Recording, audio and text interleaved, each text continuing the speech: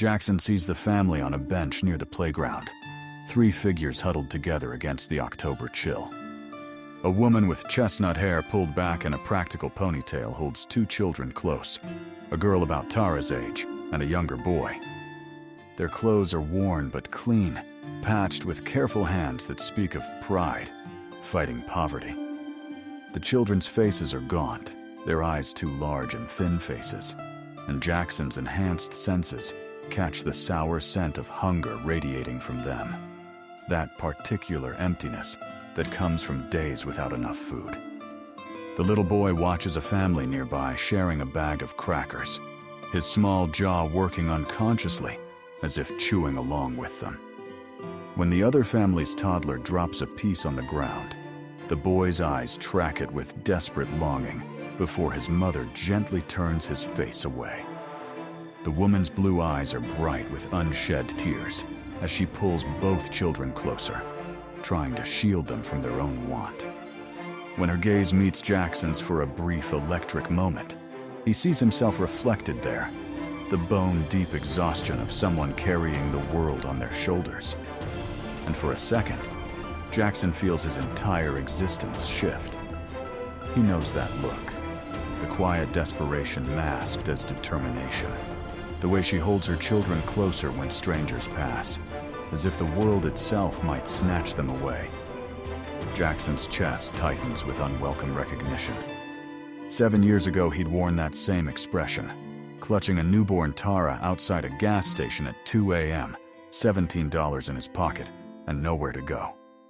It is autumn, cold, and he's never seen her before in Silver Hollow.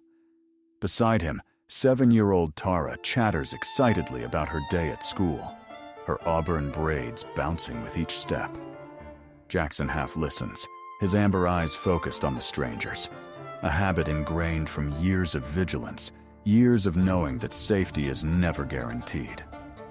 "Dad," Tara notices as well, tugging at his oil-stained flannel sleeve. "They look hungry." Jackson's wolf stirs restlessly beneath his skin, urging him toward the strangers. Help, protect. The scent of their hunger, sharp and acidic, cuts through him like a blade. The little girl leans against her mother's side, so thin her collarbone juts prominently beneath her faded sweater. When a breeze carries the smell of someone's lunch from across the park, all 3 heads turn toward it, with instinctive animal awareness, before the mother catches herself and looks away, shame coloring her pale cheeks. "We should ask them to dinner," Tara says, already stepping toward the bench. Jackson gently pulls her back, his grip perhaps too firm. The woman on the bench notices their attention, and he sees her straighten defensively. "Don't look weak. Don't let them see how desperate you are." He remembers that pride, that shame that burns almost as much as the hunger. "We can't, kiddo." "Why not?" "You know why." His voice drops to ensure only she can hear, though his reasons run deeper than the ones he can share with a 7-year-old. "We have to be careful. Always. Because humans aren't safe," he doesn't say. "Because we're on our own, and that's how it has to be." The woman on the bench frowns at their attention and straightens, pride evident in her posture despite her circumstances. She whispers something to her children, who gather their meager belongings. Her eyes find his again, and Jackson feels something crack inside his chest, a hairline fracture in the wall he's built around his heart. The look she gives him isn't accusatory, just tired, resigned to disappointment. Jackson knows that feeling intimately. "But Dad, you always say to show kindness to everyone," Tara says. "Not now, Tara." Jackson breaks eye contact, guiding his reluctant daughter toward home. "We have plenty of food," Tara protests as they walk, "and the spare room is just sitting empty." It's not that simple. Nothing ever is. It is that simple. If only it were. If only helping didn't mean exposing themselves. If only he could trust that compassion wouldn't backfire, that opening their door wouldn't eventually lead to losing everything. Again. By the time they reach their small house attached to Jackson's garage, Tara's disappointment has hardened into anger. She barely touches her dinner before storming off to her room, leaving Jackson alone at the kitchen table with his guilt and his ghosts. "I do everything to keep you safe," he whispers to the empty chair where his daughter sat. The same justification he's used for 7 years. Jackson stares out the window at the gathering darkness. His mind wanders to Tara's condition. Wolfless, rejected by her own kind before she was old enough to understand why. Years of isolation have protected both her and the unsuspecting humans around them. This is why they can't get close to anyone. This is why he can't afford the luxury of compassion.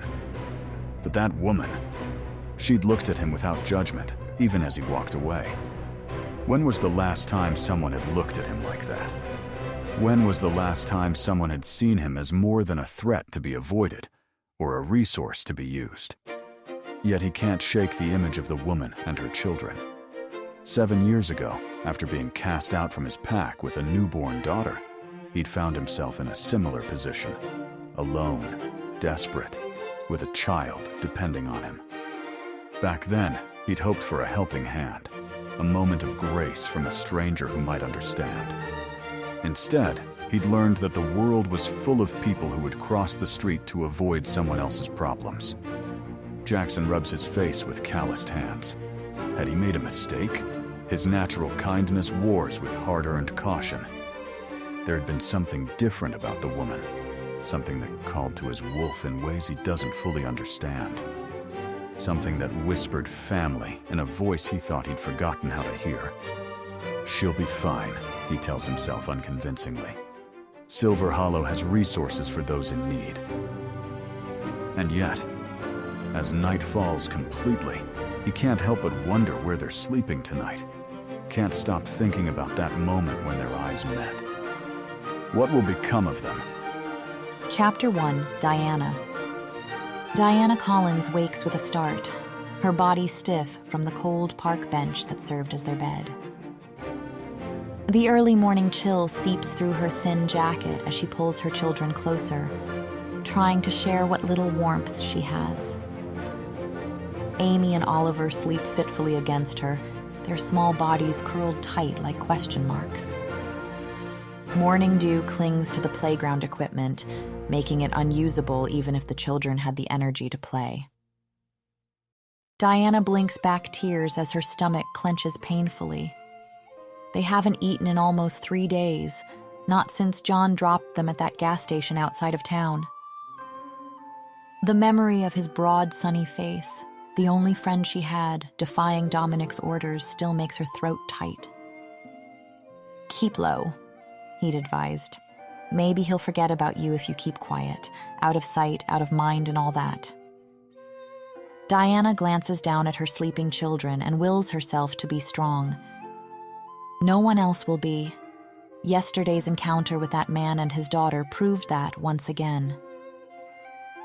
For a moment, she'd seen something in his amber eyes, something like recognition of their shared struggle. But then he'd turned away, taking his daughter with him.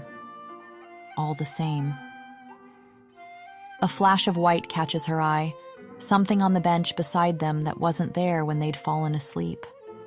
Diana carefully shifts Amy's head from her lap and reaches for the package wrapped in plain brown paper. Inside, she finds still warm containers of food: scrambled eggs, bacon, pancakes, and fruit. 3 bottles of juice nestle alongside 3 paper-wrapped breakfast sandwiches. A note in blocky handwriting reads, "For later." Diana's eyes dart around the empty park, searching for their mysterious benefactor. Who would do this? And why not stay to help directly? "Mom?" Amy's voice is groggy as she sits up. "What's that smell?"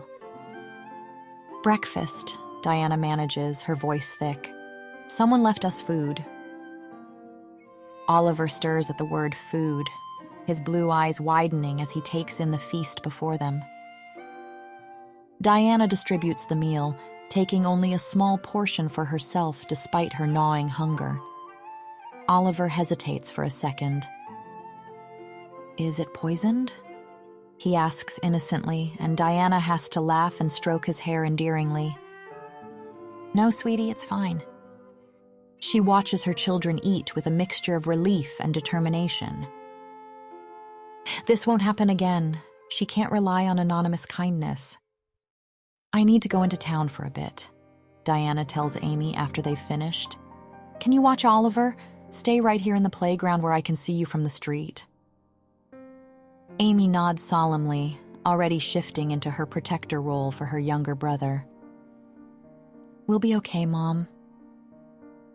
Diana walks quickly down Silver Hollow's main street, noting potential places to sleep if it rains. The small convenience store at the corner seems like her best option. Busy enough that she might go unnoticed, small enough that security will be minimal. The bell above the door chimes as she enters. Diana forces herself to walk normally, pretending to browse while calculating what they need most. Something catches in her chest when she spots him. The man from yesterday, examining motor oil on a shelf near the counter. She turns away quickly, tamping down her resentment. Would she have done any different in his place? Diana waits until the elderly cashier is distracted, then slips a loaf of bread and a jar of peanut butter into her oversized purse. She adds a small package of cookies for the children before heading toward the door, heart hammering against her ribs. Excuse me, miss. The store owner's voice stops her cold. I think you forgot something. Diana turns slowly, meeting the stern gaze of a balding man with Gary stitched on his vest pocket. Empty your bag, please, he says, not unkindly but firmly, or I'll have Lynn call Sheriff Mills.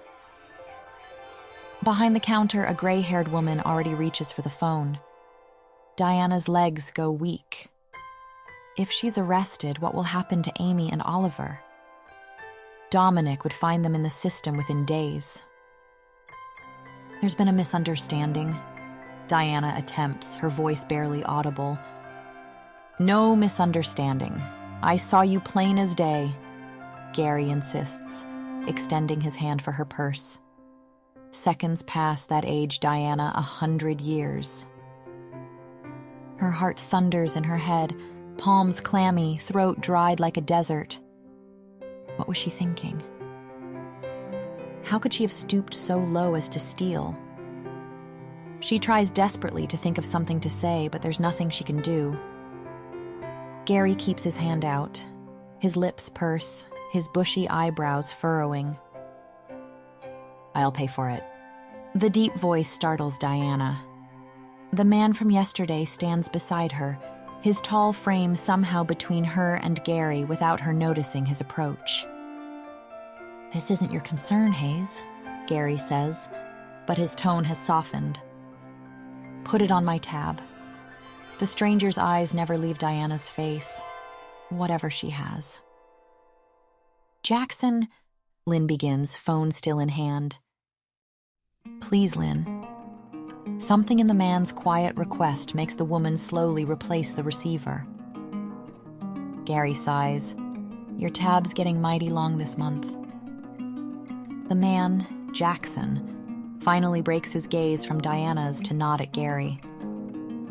I'll settle up on Friday, promise. Diana stands frozen, caught between humiliation and desperate gratitude as Jackson gently takes her elbow, guiding her toward the door. Outside on the sidewalk, his amber eyes lock with hers, something unspoken passing between them.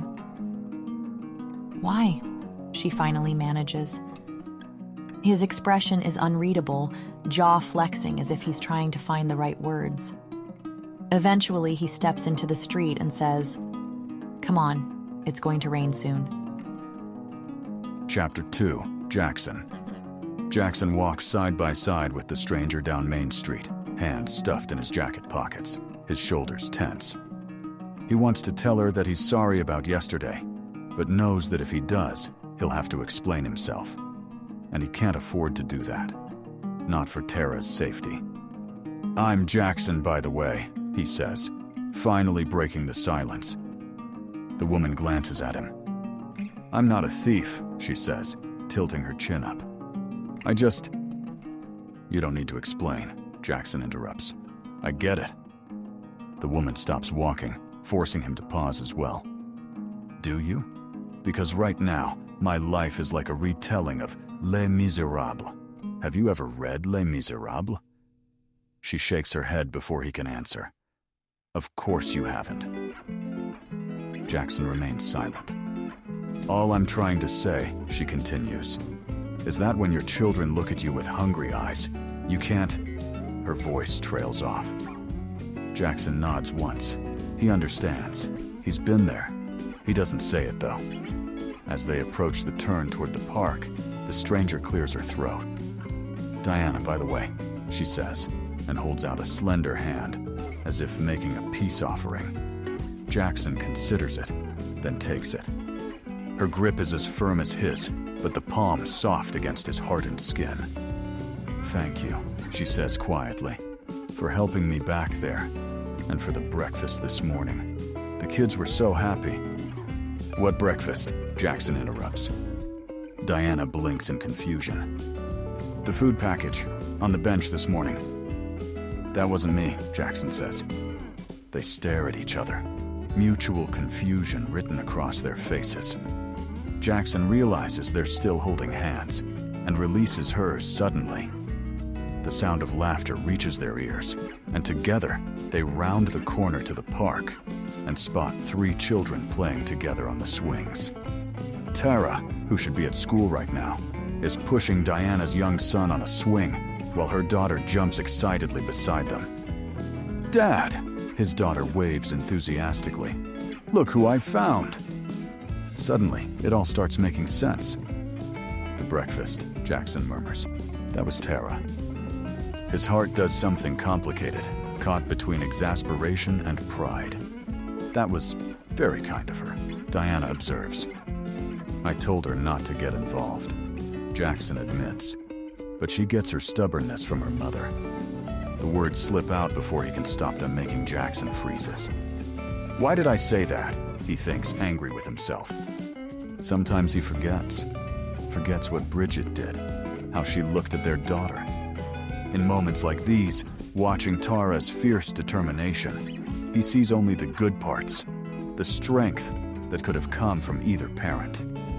Then reality crashes back, and he hates himself for giving that woman an ounce of credit for the remarkable person Tara has become. Probably sensing the tension, Diana asks hesitantly, "Is her mother around?" before interrupting herself, looking for the right words. Tara has no mother, Jackson wants to say, because in his mind, she doesn't. She has someone who gave birth to her, and that is all. But he can't say that without raising questions, and so, "Gone," is all he says, the word coming out harder than he intends. "Don't think about it," Jackson orders himself, forcing the memories back into the locked box where they belong. Diana clears her throat, interrupting his thoughts.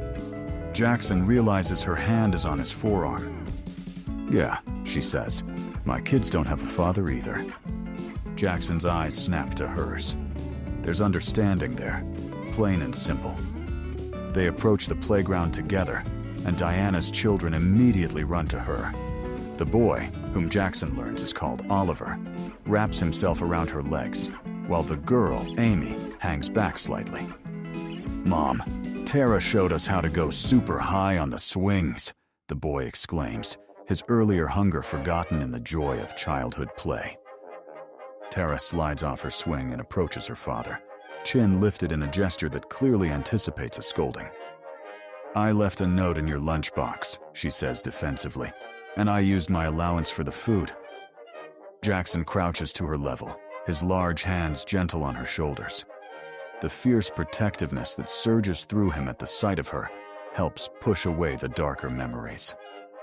"That was a kind thing you did," he says simply. Tara's eyes widen in surprise. She glances between her father and Diana, something like hope blooming on her young face. Jackson straightens and takes a deep breath. When his eyes meet Diana's again, he's struck by the emotion in them. "I'm making spaghetti tonight," he says, the words coming out almost reluctantly. "Nothing fancy, but there's always too much." He pauses. "You and the kids should join us for dinner." Diana looks stunned by the invitation. "That's very kind of you, but I insist," Jackson murmurs. He glances at the children, now playing together again, as if they've known each other forever. "Tara would love to have you," he admits, with surprising honesty. Until that moment, Jackson hadn't noticed just how tense Diana's entire face seemed to be. But the smile that breaks across her face transforms her entirely. "Thank you," she whispers. After Jackson writes their address down on a piece of paper, he leads Tara from the park towards the school. At the gates, he looks back at Diana, with her kids huddled on either side of her. Just as she reads the note, Diana's surprised laugh echoes through the park, bright and unexpected as sunshine after rain, and Jackson can't suppress a smile. "Why's she laughing?" Tara asks. "I wrote her a note." "What did you say?" The corner of Jackson's mouth lifts in a half-smile. "That I do know what it's like to be Jean Valjean," he says quietly. Chapter 3, Diana. Diana clutches Oliver's hand tightly as they walk through the deepening twilight toward Jackson's address. Amy trails slightly behind, still wary but hungry enough not to complain. The streetlights flicker to life as they turn onto Maple Street. A black sedan crawls past, windows tinted dark. Diana's heart stutters. Dominic's men favor cars exactly like that, sleek, anonymous, threatening. She pulls Oliver closer, quickening their pace. "Mom, you're hurting my hand," Oliver protests. "Sorry, sweetie." Diana loosens her grip but keeps glancing over her shoulder. Is she being paranoid? The car turns at the next corner, disappearing from view. Jackson's house surprises her. A modest bungalow attached to his garage, but neatly kept with potted mums flanking the steps. Warm light spills from the windows, and the aroma of garlic and tomatoes greets them before Tara flings open the door. "You came!" The little girl beams, bowing low and ushering them inside like a miniature hostess. Dinner is simple but plentiful. Spaghetti with meat sauce, garlic bread, and a green salad. And aside from Oliver leaning over to ask in an all-too-loud whisper, "Is it poisoned?" they all chatter easily. Tara even manages to draw out the quieter Amy with questions about her favorite superheroes. Diana can't remember the last time her kids laughed so freely. Jackson says little, but his eyes miss nothing. Twice he refills her plate without asking, somehow sensing her reluctance to take more despite her hunger. After dinner, Tara practically vibrates with energy. "Can we play outside, please?" Jackson hesitates, then nods. "Stay in the yard. Be careful." Something in his tone makes Diana wonder. Not just ordinary parental concern, something deeper, more specific. The children race outside into the fenced backyard, their excited voices drifting through the open window. Left alone, Diana helps clear the table despite Jackson's protests. They work in companionable silence until she notices him watching the children through the window, tension evident in his shoulders. "You worry about her a lot," Diana observes quietly. Jackson's amber eyes shift to her, assessing. "Wouldn't you?" "Fair point." Diana rinses a plate, then adds with a small smile, "I should tell you something important." His entire body tenses. "What's that?" "Your spaghetti is terrible." For a moment, Jackson stares at her, then a surprised laugh escapes him, a rich sound that transforms his face. "That bad, huh?" "The worst," Diana grins. But when you're hungry enough... Their laughter fades into comfortable silence. Diana watches their children playing tag in the yard, moonlight silvering their movements. "I'm running from someone," she confesses suddenly, the words spilling out before she can reconsider. "Someone dangerous. That's why we're here, in Silver Hollow, hiding." She turns to face him fully. "We'll be gone by morning. This town seemed perfect to disappear in, but after today at the store..." Jackson dries his hands slowly on a dish towel. "The people here mind their business," he says carefully. "Gary won't talk." "Still, better to keep moving." Diana forces a smile. "Thank you for tonight, though. It meant more than you know." Jackson looks back at the children, then at Diana. Something shifts in his expression, a decision crystallizing. Stay. "What?" "I have a spare room, just until you figure things out." His voice is gruff but certain. Silver Hollow is a good place to disappear. The unexpected kindness hits Diana like a physical force. Without thinking, she flings her arms around him, feeling him stiffen in surprise before cautiously returning the embrace. "Thank you," she whispers against his chest, embarrassed by the tears threatening to fall but unable to pull away.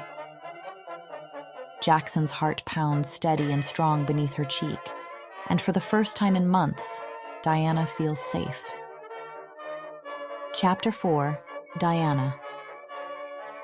Diana expertly flips pancakes, feeling Jackson's eyes on her from the doorway. 3 weeks have passed since that first dinner, and she still marvels at how seamlessly they've all fallen into this rhythm. Amy, Oliver, and Tara sit at the table together, coloring while they wait for breakfast, their chatter filling the house with warmth Diana hadn't dared hope for. Her children have blossomed here. Oliver's nightmares about Dominic have faded, replaced by dreams of playground adventures with his new best friend. Amy, always cautious with strangers, now seeks out Jackson's gentle guidance with her homework, trusting him in ways that both surprise and move Diana. And Tara, sweet, fierce Tara, has embraced her role as protective big sister with enthusiasm that makes Diana's heart ache with fondness. Jackson has been a revelation, where Dominic used the children as pawns, showering them with expensive gifts when he wanted something from Diana, ignoring them completely when they served no purpose. Jackson simply sees them. He remembers that Oliver likes his sandwiches cut into triangles, that Amy prefers to read curled up in the window seat, that both children need reassurance after thunderstorms. His care is quiet, consistent, unconditional. And with Diana herself? She catches herself watching him more often than she should, noting the way his amber eyes soften when he looks at the children, how his rare smiles transform his entire face. Their late-night conversations after the kids are asleep have become the highlight of her days, tentative explorations of shared values, gentle probing of carefully guarded pasts. "Earth to Diana," Jackson calls, pulling her from her thoughts. "Can you grab the syrup? It's almost pancake o'clock." As they all sit down to eat, Tara takes her first bite and sighs dramatically. "Dad, can Diana just do all the cooking forever?" she asks, maple syrup glistening on her chin. "Remember your scrambled eggs last week?" "Hey, those eggs were..." Jackson searches for a defense. "Black," Amy offers helpfully, causing all 3 children to dissolve into giggles. Diana meets Jackson's eyes across the table, warmth blooming in her chest at his sheepish expression. This feeling of belonging, of family, is everything she'd dreamed of, but never thought possible. After breakfast, they bundle the children off to school. Getting Amy and Oliver enrolled at Silver Hollow Elementary had been surprisingly easy, and Diana watches with quiet satisfaction as they walk hand in hand with Tara toward the building, their backpacks bouncing with each step. They're really settling in, Jackson observes, following her gaze. Thanks to you. Diana touches his arm gently. I don't know how to repay you for... You don't need to repay anything. Jackson interrupts, but something in his expression shifts, a shadow crossing his features. Diana, there's something I need to tell you about Tara, about both of us. We're not exactly... The shrill ring of the telephone cuts through his words. Diana watches confusion flicker across Jackson's face as he glances between her and the phone. You should get that, she says, feeling a tinge of disappointment. Whatever he'd been about to share felt important. Jackson moves to the wall-mounted phone with obvious reluctance. Hello? Diana continues cleaning the breakfast dishes, but something in Jackson's suddenly rigid posture makes her look up. All color has drained from his face, his knuckles white around the receiver. Is she okay?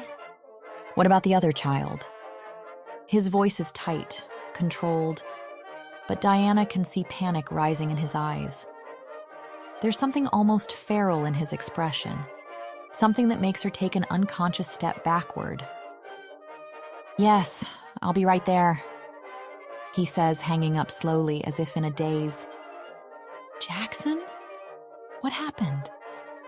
Diana moves to his side, placing a steadying hand on his arm. His muscles are coiled tight as steel cables. It was the school.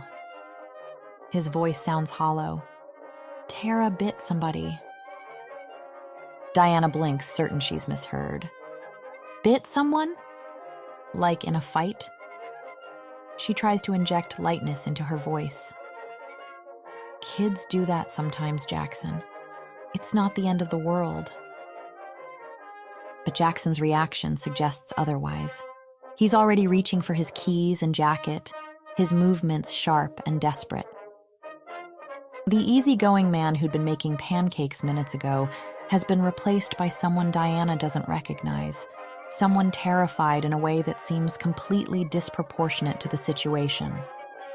You don't understand, Jackson says, and there's something in his voice, something raw and almost inhuman, that makes Diana's skin prickle with unease. I have to get to the school now. I'm coming with you, Diana insists, concerned by his obvious distress. Amy and Oliver can stay with Mrs. Peterson next door. Jackson, talk to me. What's really going on? He pauses at the door, and when he turns to look at her, his amber eyes seem to flash gold in the morning light. For a moment, Diana could swear there's something wild looking back at her, something that doesn't quite belong in a human face. Diana... He struggles to find words, his jaw working as if he's fighting some internal battle. But nothing comes out, nothing that would make sense to someone who doesn't know his secrets. The look Diana gives him is open, concerned, devoid of judgment. She reaches for his hand, and he lets her take it, though she can feel the tremor running through his fingers. Let's go, she says finally, sensing that pushing for answers now will only increase his panic. You can explain on the way. But as they hurry toward the truck, Diana can't shake the feeling that whatever Jackson is hiding is bigger and more dangerous than a simple schoolyard incident. The way he'd looked at her, the tone of his voice, the barely leashed desperation in his movements. Something is very, very wrong, and she's about to find out what. Chapter 5, Diana.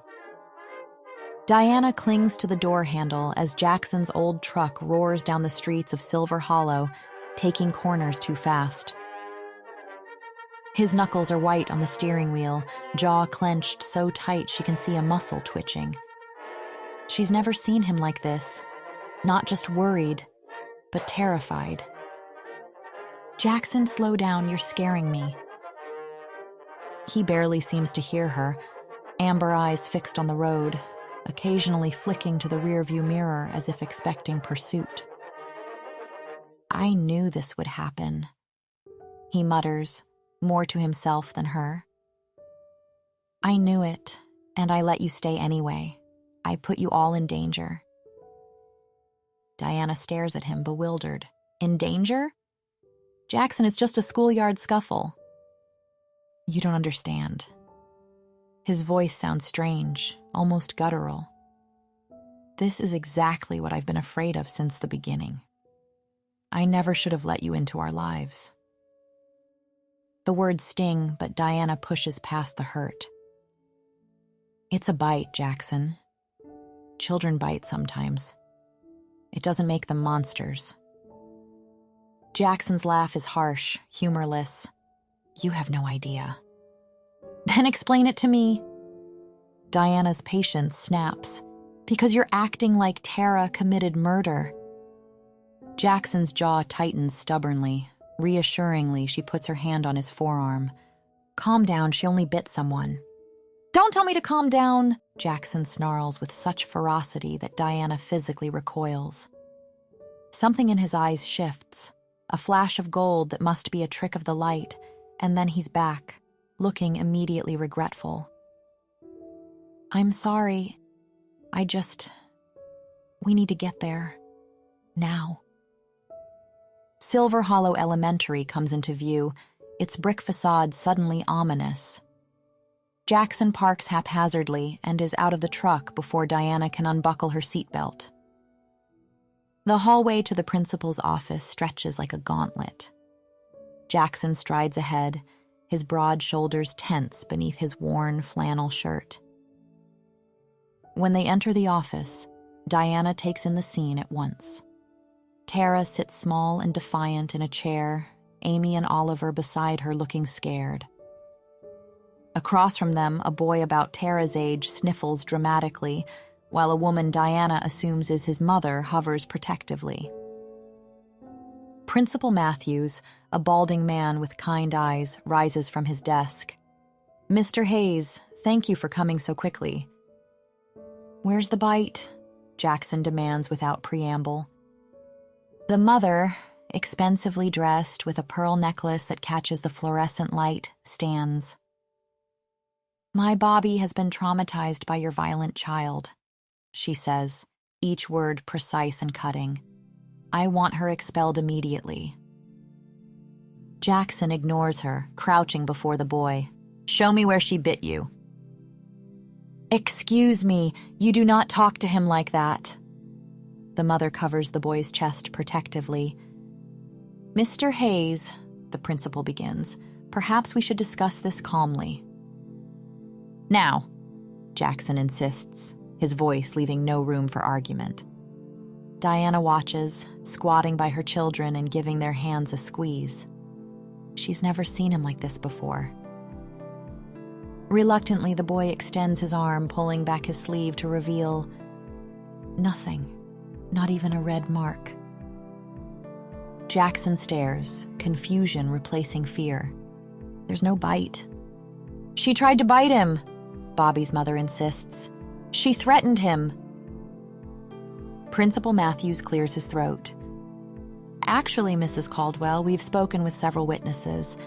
It seems Bobby he was taunting Amy and Oliver, called them some very unkind names." Amy looks up, her young face serious. "He said we were poor white trash," she says through gritted teeth. "Said his mom told him we don't belong here." "What's poor white trash?" Oliver asks quietly.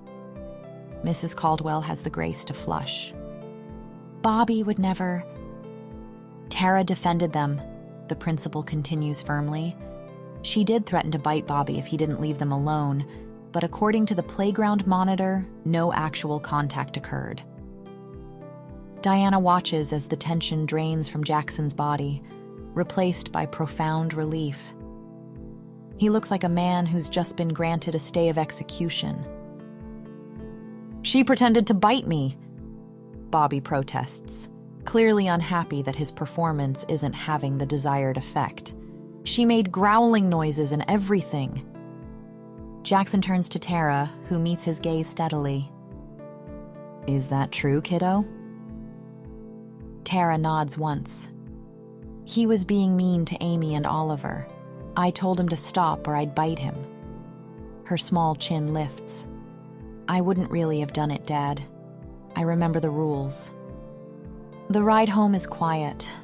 The children, exhausted by the emotional morning, doze in the back seat, leaving Diana and Jackson alone with the humming engine and the questions hanging between them.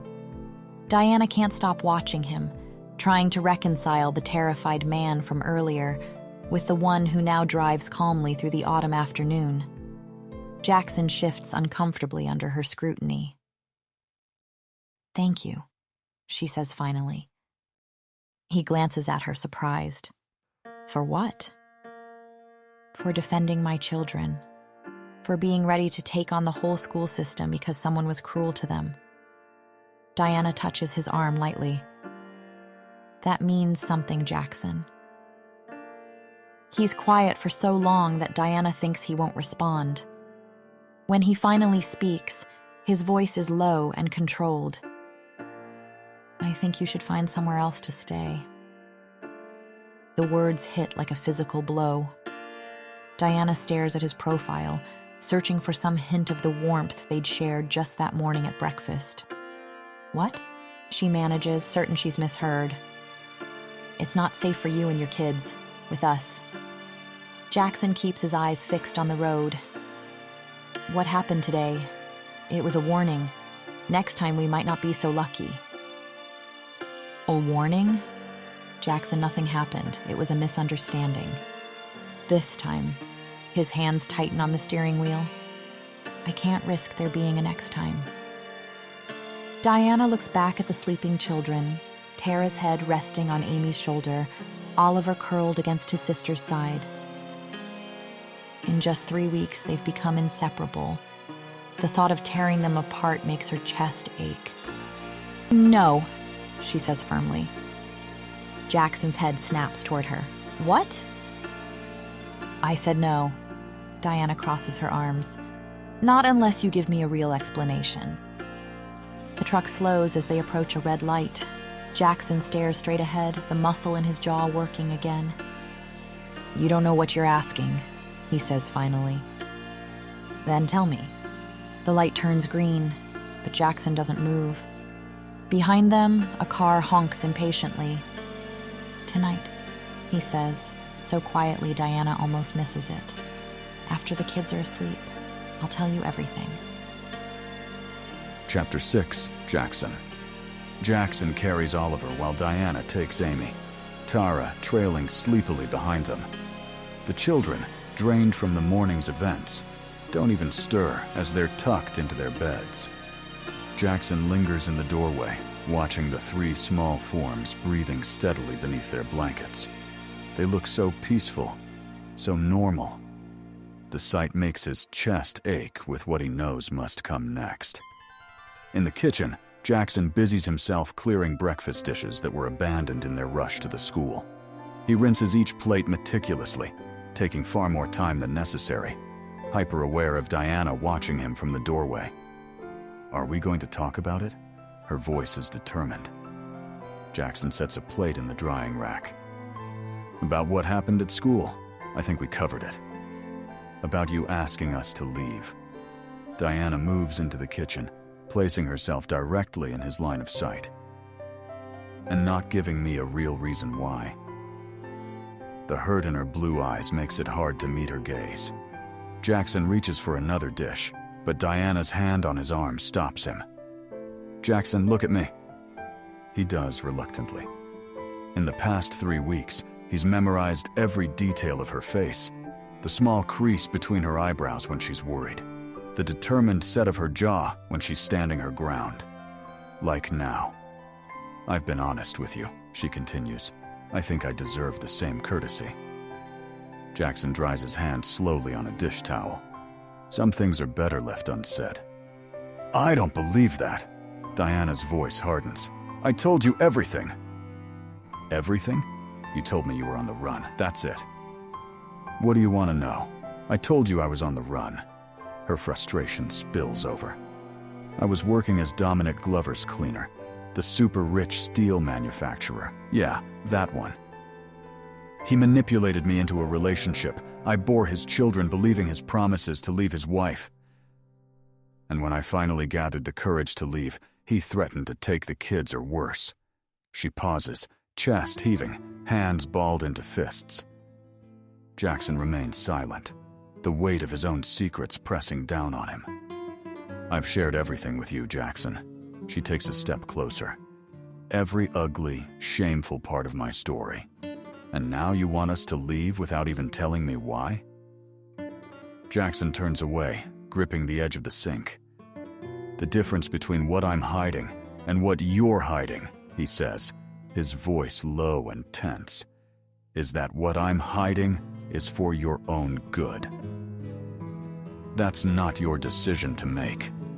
Diana's hand on his shoulder forces him to turn and face her. I'm tired of men deciding what's best for me without giving me all the information. The accusation stings because he wants to be different, wants to be worthy of the trust she's placed in him. But how can he explain what he is, what Tara is? You wouldn't believe me if I told you, he says finally. Try me. Jackson studies her face, the determination, the hurt, the genuine concern. In 3 weeks, she's become essential to him in ways he never anticipated. I'm a wolf, he says flatly.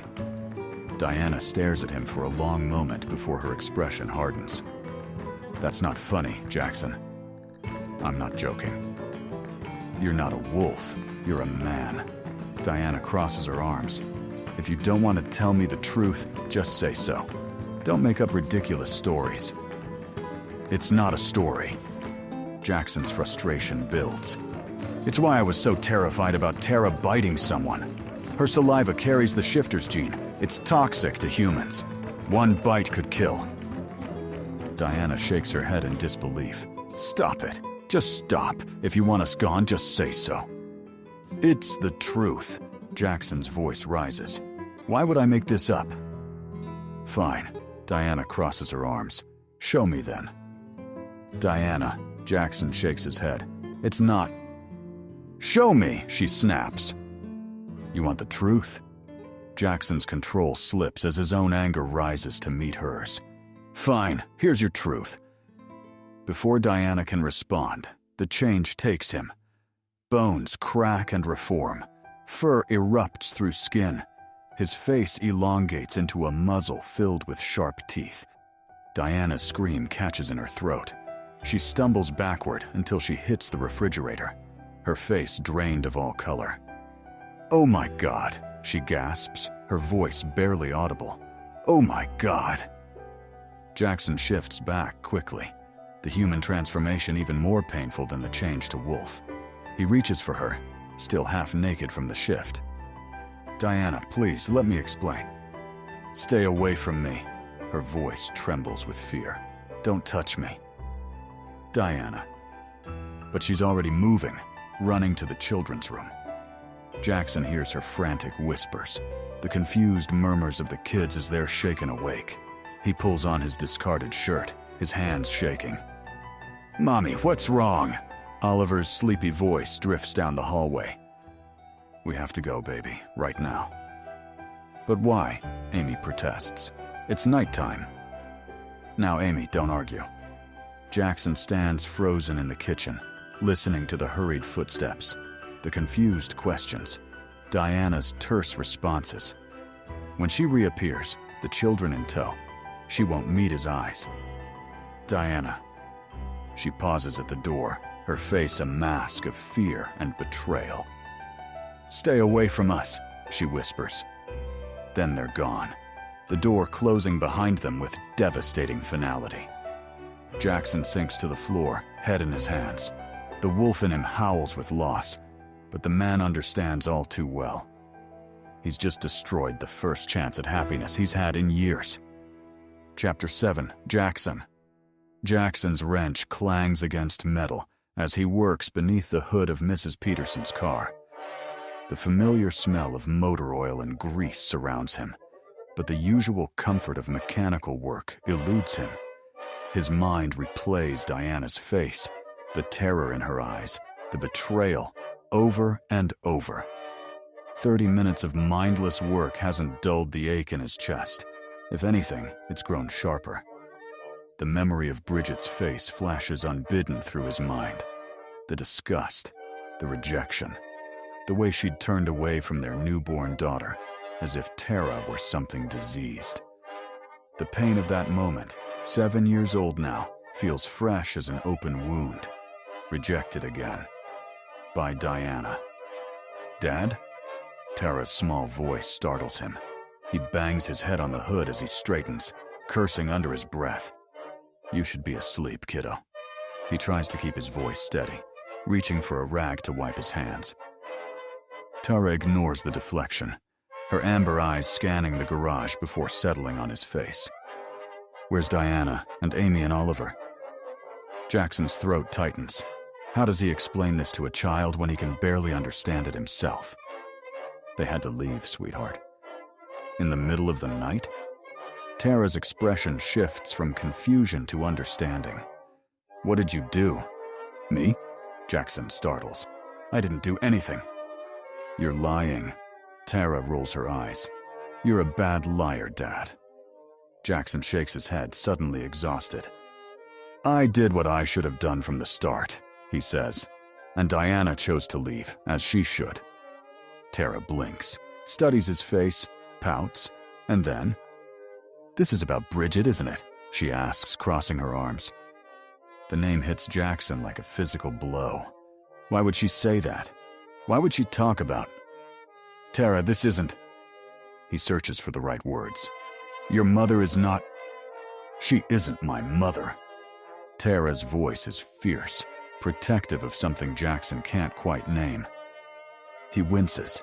Here is focusing on his own pain, when it's so much worse for Tara. Tara was born nothing short of perfect, and yet was rejected anyway, for being different, for not having a wolf. "Baby," he reaches for her hand. "I'm so sorry." "I'm not," Tara interrupts. "You think I care about Bridget? I don't. I don't need her, Daddy. I have you." Her small face crumples with worry. "I just don't want you to be sad anymore." Jackson sinks to his knees, overwhelmed by the weight of his daughter's perception. She's always been too smart, too aware, but this level of understanding breaks something inside him. The tears he's held back for 7 years, through the rejection, the exile, the countless lonely nights, finally spill over. "You deserve more," he chokes out. "You deserve a mother who loves you, a pack that accepts you, a normal life." "You're enough, Daddy." Tara throws her arms around his neck, fierce and certain. "You've always been enough." Jackson holds her tight, his large frame shaking with suppressed sobs. This brave little girl, rejected by her birth mother before she was old enough to understand why, offering him comfort when he should be the one protecting her from the world's cruelty. "But Diana, she's different," Tara continues, pulling back to look at his face. "She didn't reject us." "She did," Jackson says bitterly. "I showed her what I am, and she ran, just like..."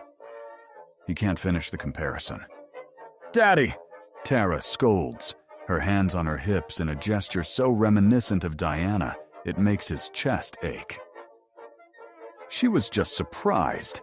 You have to give her a chance. I know she'll love us. I know it. Amy and Oliver didn't care when I told them." Jackson freezes. "You told them what?"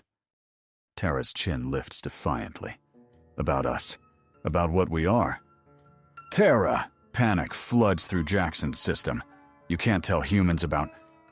"And they accepted it," Tara interrupts, her voice triumphant. They thought it was cool. Oliver asked if I could teach him to howl, and Amy wanted to know if I had super strength. They didn't run away, Daddy. They didn't think I was broken. Jackson stares at his daughter, mind reeling. Children accepting what adults fear. But still, Tara, if the pack finds out we let humans know our secrets. What pack? Tara's question cuts through his panic like a blade. We don't have a pack, Daddy. We're our own pack. We make our own rules. The simple truth of it hits Jackson like a revelation.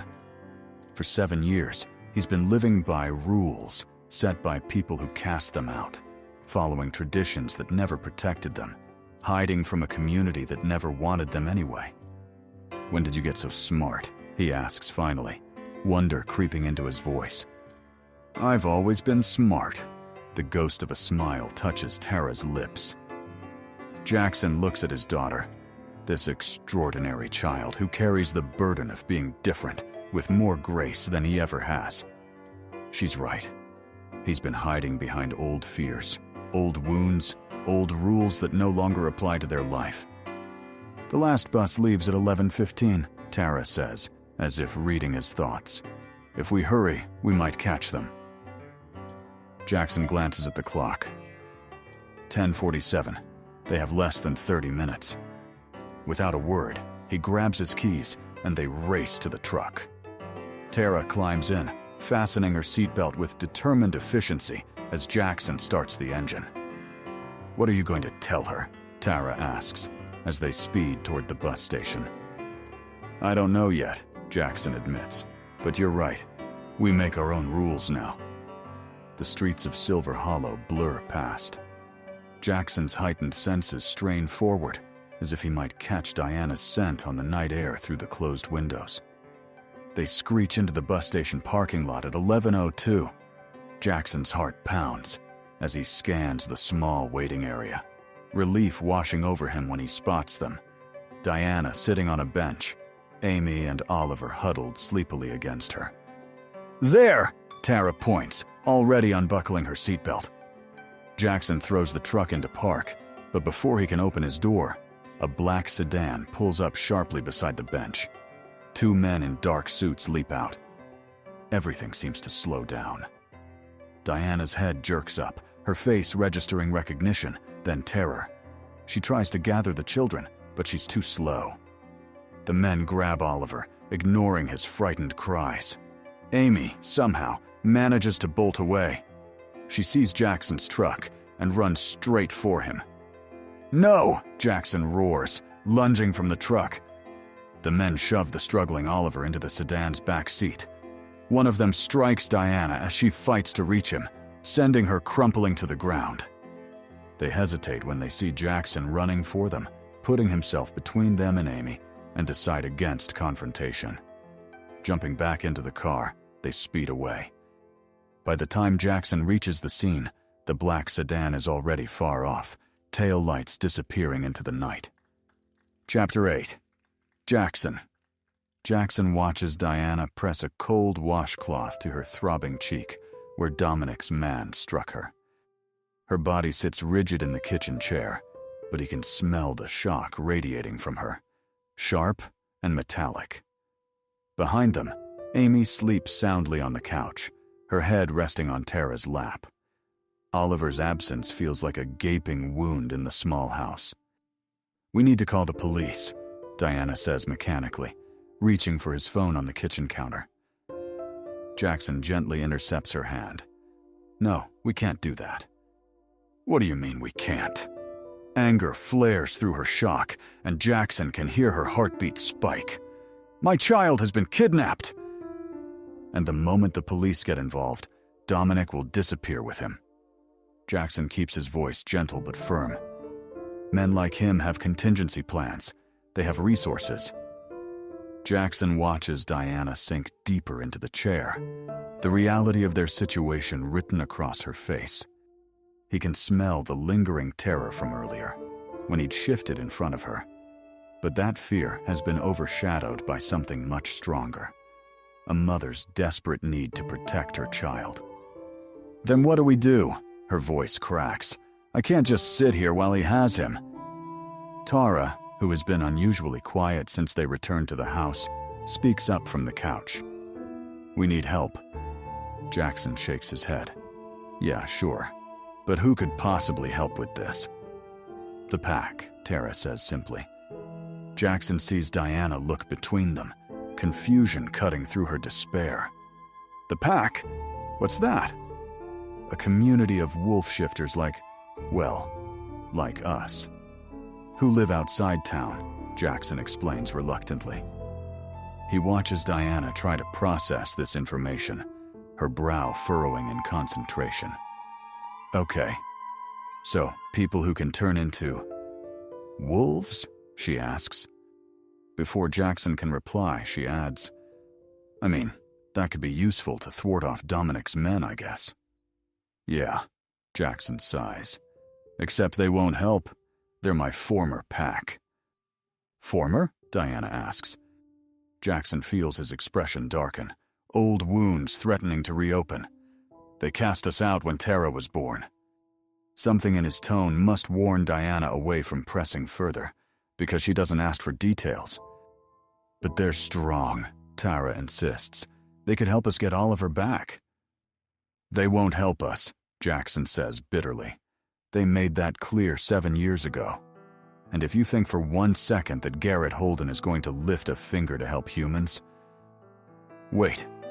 Diana sits up straighter, and Jackson catches the sudden change in her scent, recognition mixed with excitement. Did you say Garrett Holden? Jackson stares at her. Yes, why? Diana's eyes go distant for a moment, as if she's remembering something. When she speaks, her voice is stronger. Because Dominic has been controlling him, controlling all of them. What do you mean? Jackson leans forward, his wolf's instincts sharpening at her tone. When I worked for Dominic, I cleaned his private office. Diana stands, beginning to pace as she talks. I heard him on phone calls, barking orders at someone he called Holden. She stops, turning to face Jackson. I remember one call specifically. Dominic said something like, I don't care what your environmental concerns are, Holden. You'll vote against that permit, or I'll make sure the state knows exactly what your little community really is. Jackson feels his blood run cold. He threatened to expose them. And this Holden person just complied. I never understood why such a powerful-sounding man would take orders from Dominic until now. Diana's voice grows stronger as she continues. But there was more than just phone calls. I saw documents with Garrett Holden's name everywhere. Financial records, photographs, what looked like surveillance reports. Blackmail, Jackson breathes, understanding dawning. Dominic has something on the pack. Not just something, everything. Diana turns to face him, and for the first time since Oliver was taken, Jackson sees hope flickering in her eyes. I saw the files, Jackson. Bank records, compromising photos, documentation of things that could destroy them if made public. Dominic owns them completely. Jackson's jaw clenches, rage building in his chest. That bastard. No wonder they never fought back against his developments on their territory. But here's the thing, Diana continues, and Jackson can hear the plan forming in her voice. I still have my security badge. Dominic never asked for it back when everything fell apart between us. And I know that building like the back of my hand, which guards take breaks when, which doors have the most sensitive alarms. You want to break into his office, Jackson says. It's not a question. I want to free your pack, Diana corrects. Think about it. If we destroy those files, Garrett and his people will be free from Dominic's control for the first time in years. They'll owe us. Jackson follows her logic, his tactical mind engaging. And in exchange for their freedom, they help us get Oliver back, Diana finishes. A pack of werewolves versus Dominic's hired thugs? It wouldn't even be a contest. Tara looks up from the couch, her eyes bright with hope. They'd have to help us then. It wouldn't be charity. It would be payment for a debt. Jackson runs a hand through his hair, considering the risks. It's dangerous. If Dominic catches you in his office. He has my son, Diana says quietly. I'll do anything. Jackson studies her face. The steel replacing despair, the fierce determination. This is what a mother should be, he thinks. This is the kind of woman who fights for her children, no matter the cost. You said you still have contacts, Jackson says slowly.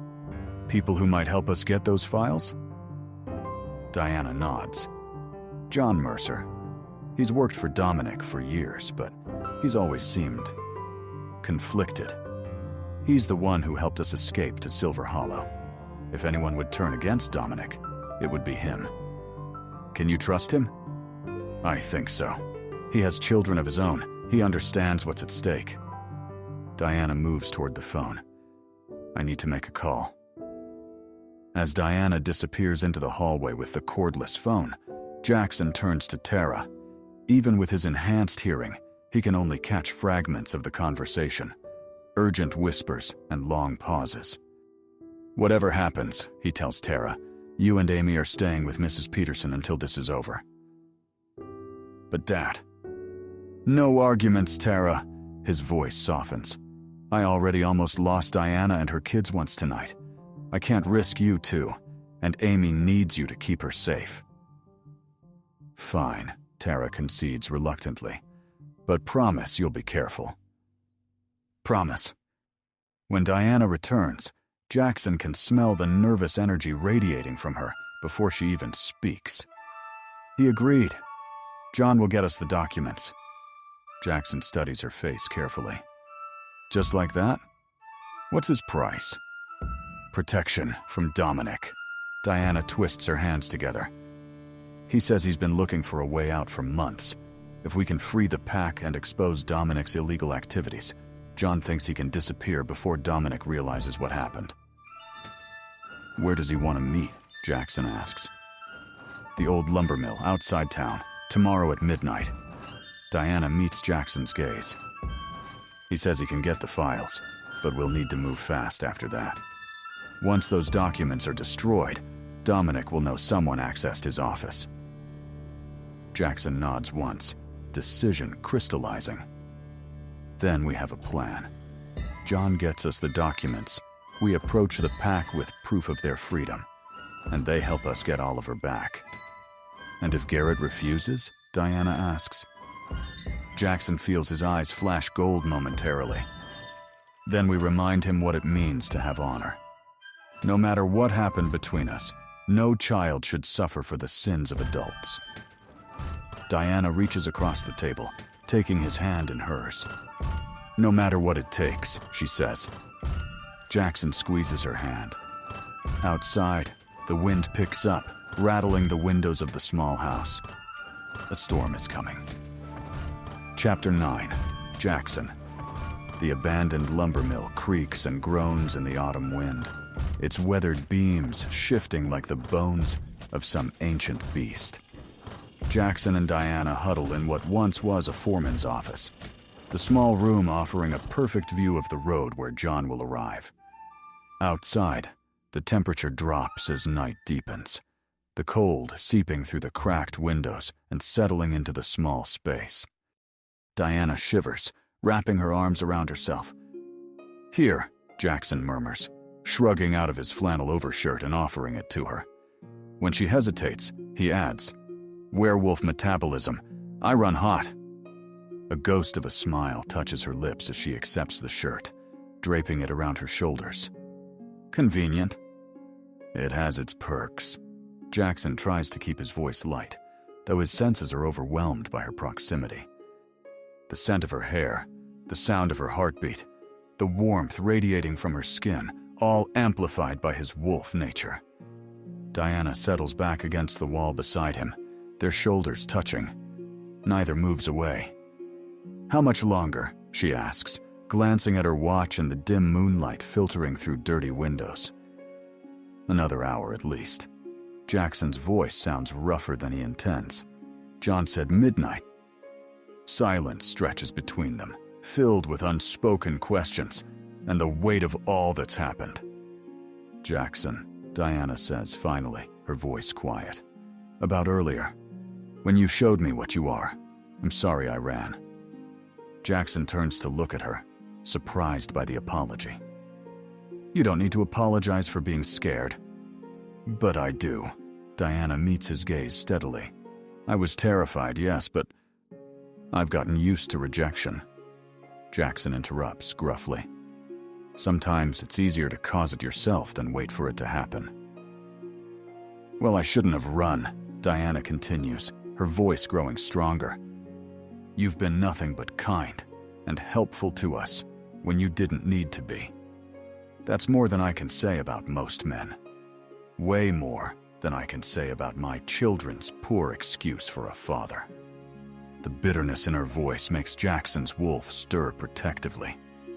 "Can I ask you something?" he asks. "What did you see in him?" "Dominic." Diana sighs, drawing her knees up to her chest. "I was 22. First job out of community college. He was..." She pauses, searching for words. "Powerful. Confident. When someone like that pays attention to you, makes you feel special." "You were young," Jackson offers. "And stupid," Diana agrees bitterly. "He was my first real relationship, my first everything." Her voice turns hollow. "I thought I knew what love was. I thought having his children would make him finally choose me over his wife." Jackson's wolf growls possessively at the thought of Dominic touching her, but he pushes the feeling down. "We all have pasts we'd rather forget." "What about you?" Diana asks, turning the conversation. "Tara's mother, what was she like?" Jackson freezes. For a moment, he's back in that sterile pack house, watching the woman he'd loved more than life itself turn away from their daughter, with disgust written across her beautiful face. Bridget was... Jackson struggles for words. "She was everything to me. Strong, fierce, the alpha's daughter. When we bonded, I thought I was the luckiest man alive." Diana waits, sensing there's more. "When Tara was born, I was so proud." Jackson's voice cracks slightly. "This perfect little girl with my eyes and Bridget's stubborn chin. But when the midwife placed her in Bridget's arms..." The memory unfolds with brutal clarity.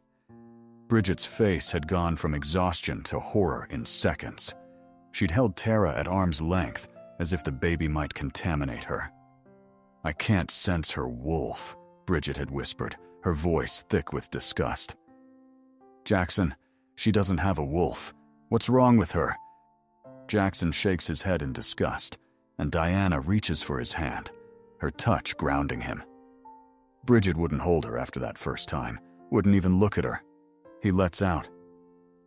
The words come out raw, torn from old wounds. She sank into this depression, but it wasn't sadness. It was shame. She'd lock herself in our room while I cared for Tara alone. Jackson can still hear Tara's hungry cries echoing through empty rooms, while Bridget hid from her own daughter. I kept telling myself it was temporary, that once Bridget saw how perfect Tara was. Jackson's laugh is bitter. I was delusional. "What happened then?" Diana asks gently. Jackson closes his eyes, the memory still sharp enough to cut. "Tara was 6 months old. I came home from hunting to find Bridget packing a bag. She said she couldn't do it anymore, couldn't pretend to love a defective child. The fight that followed had been vicious. Jackson begging, pleading, trying to make Bridget see that their daughter was perfect exactly as she was. But Bridget's mind was made up. 'We need to give her away, Jackson,' she'd said. 'We can start over, have a real child.' She wanted to abandon Tara," Jackson says, the words barely audible. "Give her to strangers and pretend she never existed." Diana's grip on his hand tightens. "Oh, Jackson." When I refused, she ran to her father. "Garrett," Jackson's voice hardens. The great Alpha, who I'd respected my entire life, he sided with Bridget immediately.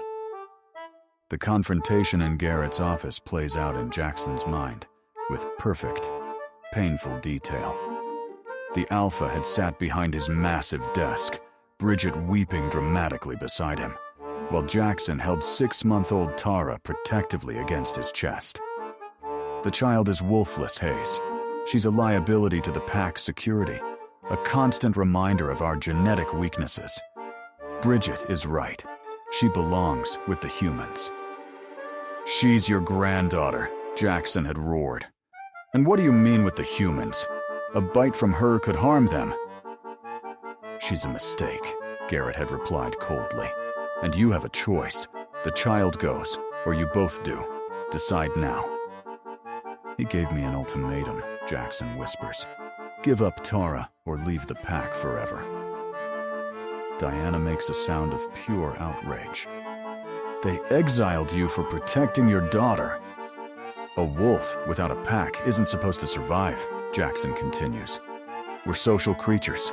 We need the structure, the hierarchy, the safety of numbers. Garrett thought I'd break within weeks and come crawling back without her. Jackson remembers that first night alone, sitting in his truck at a gas station with $17, a newborn who wouldn't stop crying, and nowhere to go. The isolation had been crushing, like a physical weight pressing down on his chest. Instead, I learned what real strength was, Jackson says. Not pack strength, father strength, the kind that makes you fight the world if it threatens your child. Diana shifts closer, her warmth a comfort against old pain. I understand, she says quietly. When Dominic threatened to take Amy and Oliver, when he made it clear he saw them as possessions instead of children. That's what makes it worse, isn't it? Jackson meets her eyes. They didn't just betray us, they betrayed our children. They sit in silence for a moment, the weight of their pain binding them together. Jackson has never told anyone the full story of Tara's birth, the complete devastation of losing everything he'd thought was permanent. You know what the hardest part was? Jackson says finally. Learning to trust again. Believing that someone could look at Tara and see her worth instead of her differences. Diana turns to face him fully. And now? Do you think you could trust? Jackson leans in slightly. Now I'm terrified of losing the first people who've ever made us feel like family. Diana's breath catches, her lips parting. The space between them narrows, charged with possibility and shared understanding. A flash of headlights sweeps across the wall. They jerk apart, instantly alert. Jackson moves to the window, peering through a gap in the boards. It's a black sedan, he reports, voice tight. Could be John, or it could be Dominic's men. Diana joins him at the window, her shoulder pressing against his arm. It's John's car, she confirms. I recognize the dent in the passenger door. Jackson studies her face in profile, the determination in her eyes, the set of her jaw. Despite everything, she hasn't broken. His admiration for her courage swells alongside something deeper, more dangerous. You should wait here, he says. I'll go. No, Diana's tone leaves no room for argument. He knows me. He trusts me. I need to be the one to approach him. Before Jackson can protest, she slips out the door, pausing only to squeeze his hand briefly. He watches from the window as she makes her way across the lumber yard, moving from shadow to shadow with surprising stealth. The transaction is swift. John emerges from the car, hands over a manila envelope, and speeds away into the night. Diana returns to the office, her face flushed with triumph. Got them, she says, brandishing the envelope. Everything we need to free your pack from Dominic's control. They're not my pack anymore, Jackson reminds her, but his voice lacks conviction. They will be, Diana insists. Once they know you're helping them, once they see what real loyalty looks like. Looking at her, this remarkable woman who has faced monsters both human and supernatural without flinching, Jackson is struck by a sudden, overwhelming realization. He loves her. The thought terrifies him more than any threat they face. Loving her means risking her, means exposing her to the dangers of his world. Can he do that to someone he loves? "What is it?" Diana asks, noticing his expression. Instead of answering, Jackson pulls her into his arms, holding her tightly against his chest. "We're going to get Oliver back," he murmurs against her hair. "I promise you." Diana nods against his chest. "I know. Tomorrow they will face Dominic and the pack. Tomorrow they will risk everything. But tonight, they have this. This shared pain transformed into strength. This recognition of kindred spirits who've both loved the wrong people and learned what real love actually means." Chapter 10. Diana.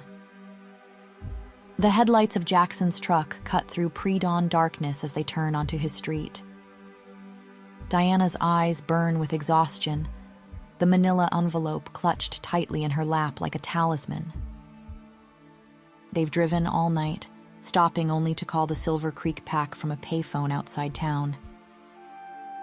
The call had been tense, but a deal had been struck. "Almost home," Jackson murmurs, reaching across to squeeze her hand.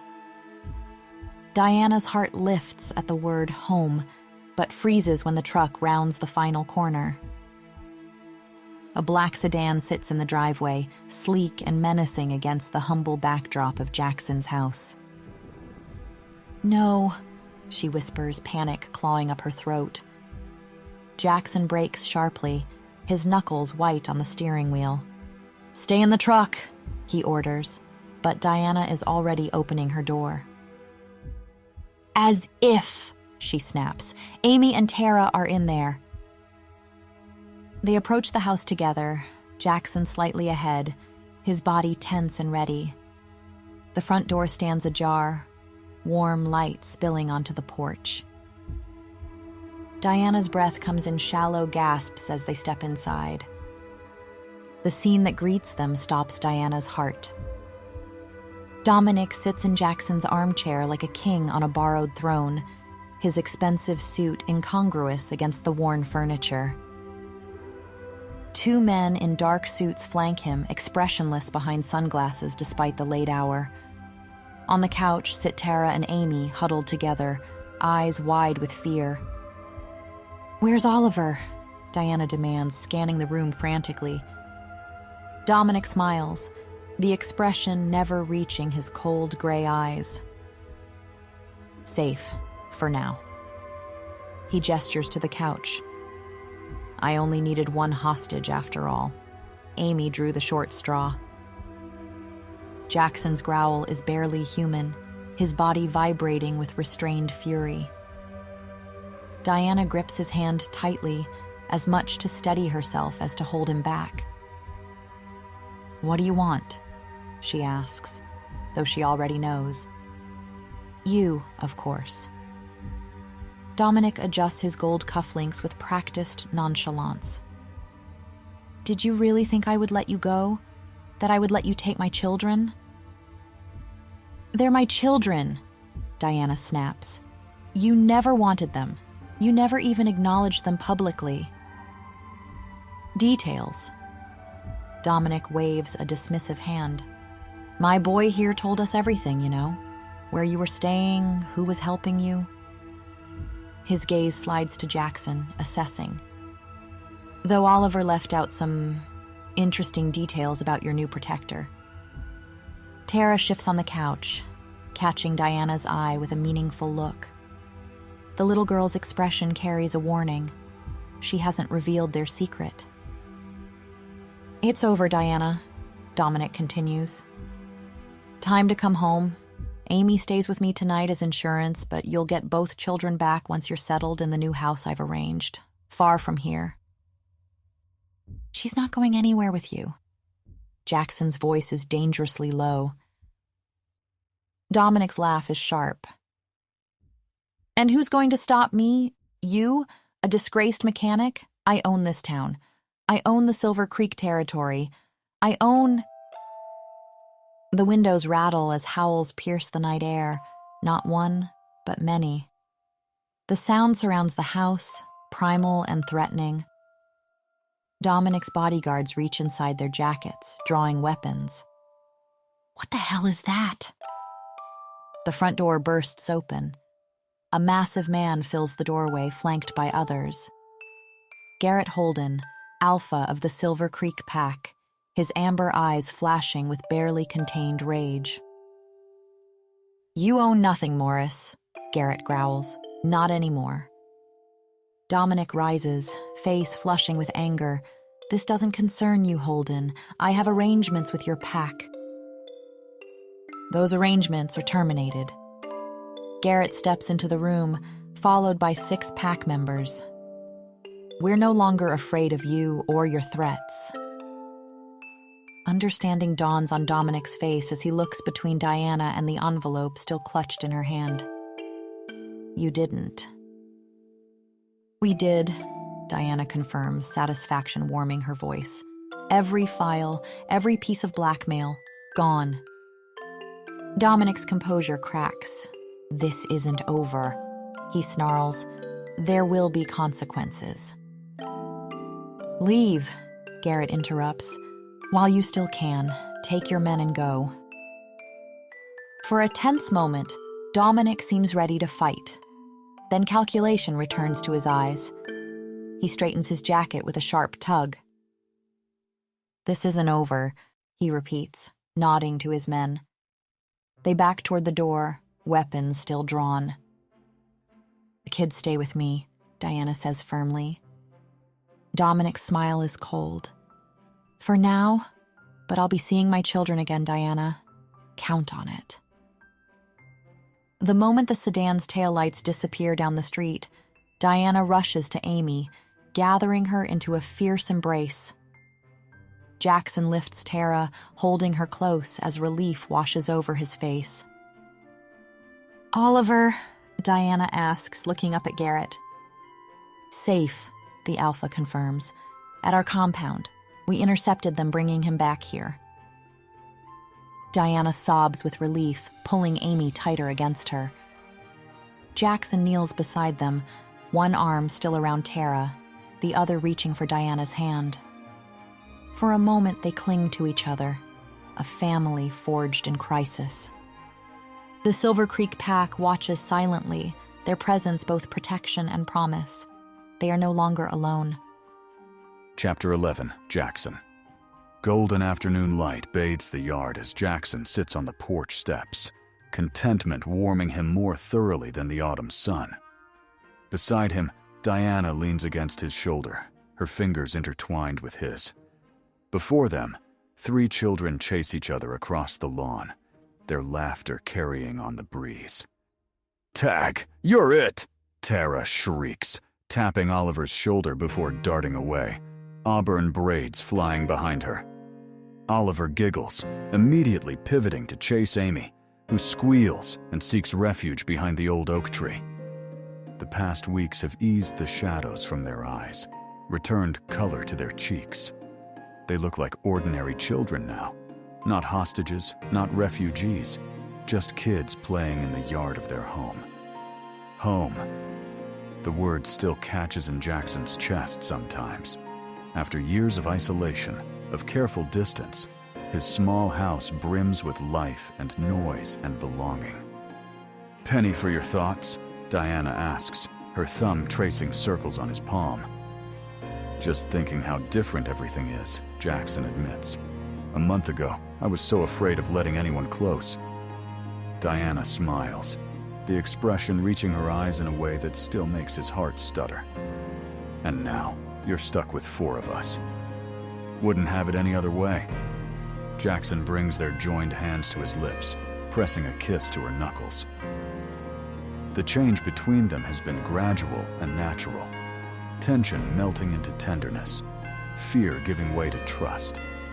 They haven't rushed, both still healing from their separate pasts, but the promise of something deeper grows stronger each day. Tara has flourished most of all, no longer burdened by secrecy or shame about her condition. she's found purpose in watching over Amy and Oliver. Her inability to shift, once a source of such pain, now seems almost like a gift, a bridge between worlds that allows her to move freely between human and werewolf communities. The sound of approaching vehicles draws Jackson's attention. 2 trucks roll up the driveway, familiar scents reaching him before he can make out the drivers' faces. "The pack," he murmurs, straightening slightly. Diana squeezes his hand. "I'll take the kids inside." No, Jackson's decision is immediate. We face them together. Garrett Holden steps from the lead truck, followed by his beta and 3 other pack members.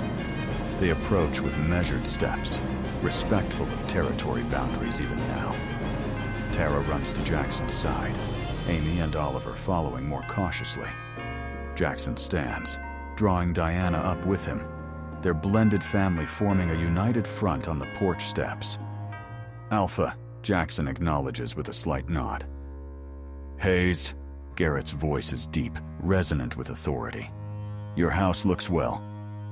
The simple observation carries weight in werewolf custom, an acknowledgement of Jackson's success despite his exile.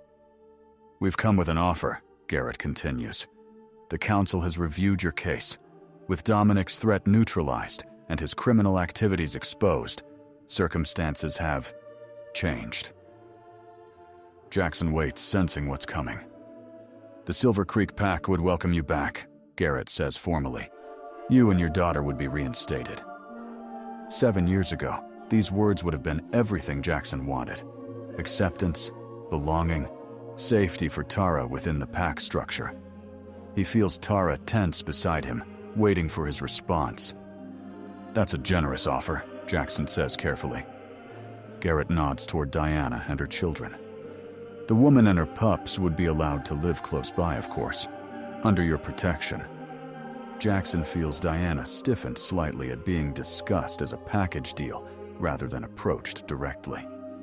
He smiles, knowing her thoughts without needing to ask. "Thank you, Alpha," Jackson says, genuine respect in his voice. "But we'll remain as we are." Surprise flickers across Garrett's face. "You choose to stay rogue, even now?" "I choose this family," Jackson corrects gently. "This home, this life we're building." Diana's hand finds his again, her touch conveying everything words cannot. "Silver Hollow has become our territory," Jackson continues. "These children, this woman, they're my pack now." Tara beams up at him, pride shining in her amber eyes. Garrett studies them for a long moment, something like understanding passing over his features. "The offer remains open," he says finally. "Should you ever change your mind?" "We appreciate that," Jackson replies. "And the pack will always have allies in Silver Hollow." The werewolves depart as the sun begins its descent toward the horizon, painting the sky in brilliant oranges and pinks. The children return to their play, their energy undiminished by the interruption. Diana turns to Jackson, her blue eyes searching his face.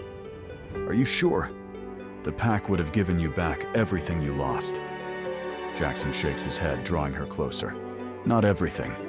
Some things you have to find on your own." His hand cups her cheek, thumb tracing the curve of her lower lip. "Some bonds are stronger than pack tradition," he murmurs.